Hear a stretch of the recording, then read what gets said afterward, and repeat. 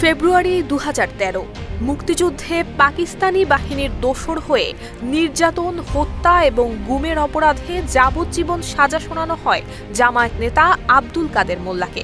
তবে এই রায় প্রত্যাখ্যান করে ক্ষোভে ফুঁসে ওঠে শাহবাগের ইমরান এইচ সরকার, লাকি আক্তারেরা। আদালতের রায় পাল্টানোর দাবিতে দিনের পর দিন রাজপথ দখল করে অচল করে দেওয়া হয় জনজীবন। শেষ পর্যন্ত রায় পাল্টাতে বাধ্য হয় আদালত, যা ছিল দেশের ইতিহাসে নজিরবিহীন একটি ঘটনা। রাজপথে আবারও সরব হয়েছেন সেই সময়কার গণজাগরণ মঞ্চের স্লোগান কন্যা খ্যাত লাকি আক্তার। দীর্ঘ ১১ বছরেরও বেশি সময় ধরে তিনি আড়ালেই ছিলেন। স্বৈরাচার শেখ হাসিনা সরকারের পতনের পর অন্তর্বর্তী সরকার যখন দেশকে এগিয়ে নিতে কাজ করছে, ঠিক সেই মুহূর্তে গা ঢাকা দিয়ে থাকা লাকি আক্তারকে আবারও দেখা গেল রাজপথে। তবে এবার তিনি মাঠে তৎপর অন্য ইস্যুতে। নারীর প্রতি সহিংসতা এবং ধর্ষণের প্রতিবাদের দাবিতে কয়েকটি সংগঠন যখন বিক্ষোভ করেছে, তখন তাকে দেখা যাচ্ছে কোনো একটি মিছিলের সম্মুখ সারিতে গলা উঁচু করে বর্তমান সরকারের বিরুদ্ধে উস্কানিমূলক বক্তব্য দিতে।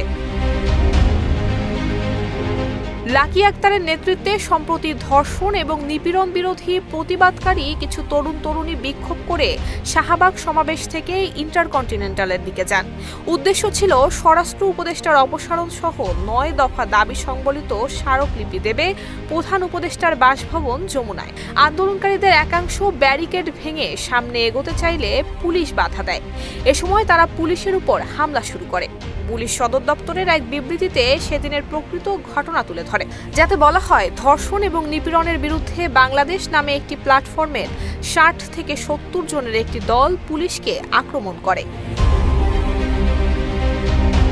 স্বৈরাচার শেখ হাসিনা সরকারের পক্ষে বিচার বিভাগকে প্রভাবিত করার উদ্দেশ্যে গণজাগরণ মঞ্চের লাকি আক্তার এবার কার ইন্ধনে মাঠে নেমেছে তা নিয়ে প্রশ্ন তুলেছে বিভিন্ন মহল। তাকে কারা নামিয়েছে, কারাই বা ইন্ধন দিচ্ছে এবং নেপথ্যে কলকাঠি বা নাড়াচ্ছে কে, তাদেরকে খুঁজে বের করা এবং লাকি আক্তারকে গ্রেফতারের দাবি জানিয়েছে বিক্ষুব্ধ ছাত্র জনতা সহ বেশ কয়েকটি সংগঠন। নুসরাত জাহান মেহেক, ঢাকা পোস্ট।